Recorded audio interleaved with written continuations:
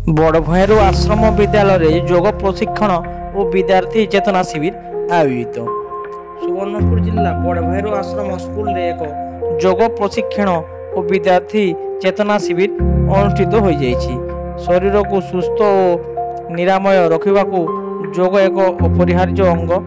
मन तथा शरीर भितर उत्तम समन्वय योग और प्राणायाम नित्य अभ्यास रे शरीर उन्नति होता है बोली प्रधान शिक्षयित्री सविता बेहरा कहते। पतंजलि भारत स्वाभिमान प्रभारी मनोज पंडा और जातीय स्वास्थ्य मिशन योग शिक्षक सोमनाथ प्रधान आज ए शिविर को परिचालना करथिले। योग गुरु श्री पंडा समस्त छात्र छात्री उत्तम शारीरिक योग्यता और मानसिक शांति और उन्नति हेतु योग एकमात्र माध्यम बोली श्री पंडा कहते।